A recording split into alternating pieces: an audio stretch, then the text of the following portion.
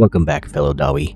So today we're going to go over all of the progress that we've made over the last couple of weeks of worth of streams in the upper city in Dwardelf. You'll recognize a couple of the buildings and structures in this part of the video.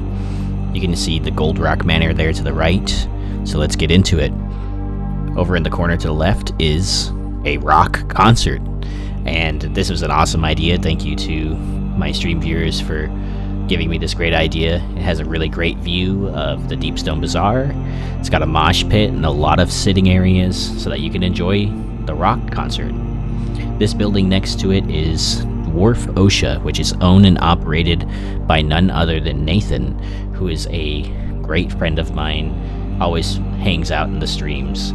So in Dwarf Osha, you'll come to a countertop with blue and white flags, which I think were really great color choices for Dwarf Osha. I also really like the use of the Durin with the hammer, because it just makes sense for a building association to have Durin with the hammer. Behind the countertop, they have bookshelves and scroll shelves with some storage. They maintain building code all throughout Moria. Any complaints that you have, any licensing or permits that you need to build a new building, they'll do it. And actually, Nathan is really great himself at spotting tiny misalignments in the floors that none of us can ever see, which is great. In the top floor here, he has a studio if he needs to stay a night over, because there are long work days and maybe a early day tomorrow. Maybe he might have to stay here. So a lot of the same colors up here. It's really cozy. He's got a kitchen, he's got his own brew keg, hearth tucked into the corner, and a really great view outside of that window that shows the golden archways of the upper city. He has a stove, a roasting pit, an oven, some gilded wall right here, and behind these flags that act as curtains is the bed. And in this bedroom, a table, some chests, and a place to hang up all of his weapons and armor. Hope you really like this, Nathan. This was a really fun thing to build. Let's go on to the next part. So over here, you'll see Goldrock Manor. To the right, I added a bunch of railings going up and down, and I finally found a fix for that bridge and a roof type that I really liked. I used my wood roof technique, and I think it came out really well. Let's walk through it. You'll see I used archways. I had to place the railings first and then the archways second. That's the only way that these would be placed, but they offer really great views of the middle part of the upper city, which can show a lot of things that we've built. It even shows those really cool giant dwarf ladies holding the lanterns. We're going to run down this path to a familiar building. You'll notice as the Goldrock Manor, which is now a couple of videos back, but it fits in really well with the other buildings here. Down this walkway is gold panels to the left. I felt that the wall there naturally was a little bit too flat for my liking. And coming up here to the left is another very important building. This building is called Eppurs House of Tomes. For those who don't know, Eppurs is a good friend of mine who is on the official Discord quite often, and she makes quite a lot of contributions to the official wiki, so kudos to her.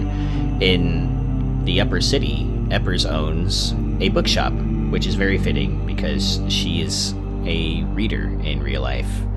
And for this building, I took inspiration from one of those RNG buildings that has the archway in the middle and has an attic that you can access on either side.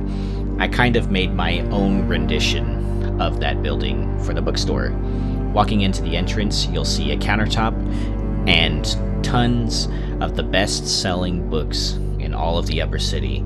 For example, Mariak Fermax's 1,000,001 Ways to Make a Fork, Axebeard's Hunting Guide, Nolia's potion crafting recipes, and Dain Battlehammer's ways to make your own homemade brew.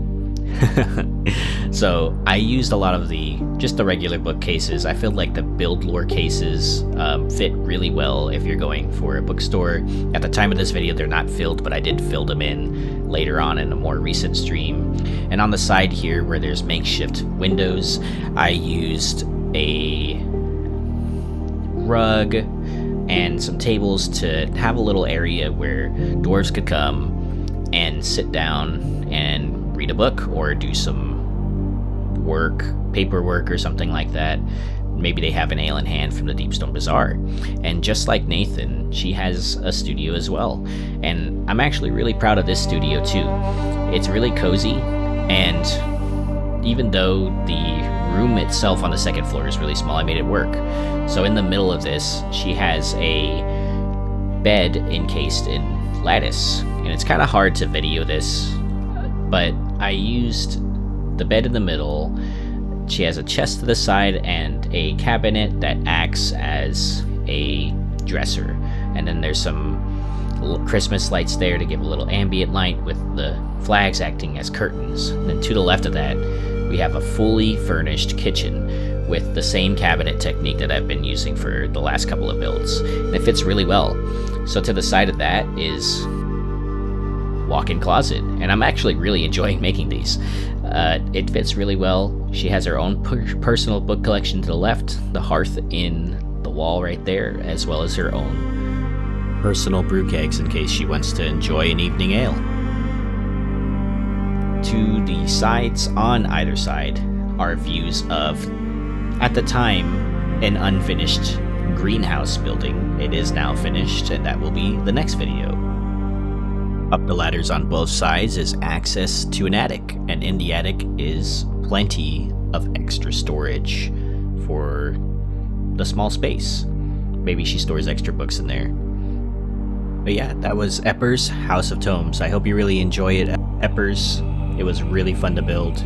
These last couple of shots for the last minute or so are just going to be views of all of the buildings together on the second floor and how they interact with each other to make the room feel really full. Of course, I have to include the Deepstone Bazaar. That's a couple videos back as well. I added railings down the staircases now. You can kind of see Firebeard Keep over there at the top. And I really enjoy how awesome this view is from the middle of the ravine.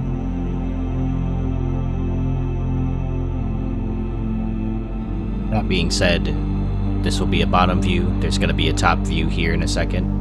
I wanted to take the time to thank all of the people that stop by my streams whenever they can, or that subscribe and watch my YouTube videos, shorts and or long form videos.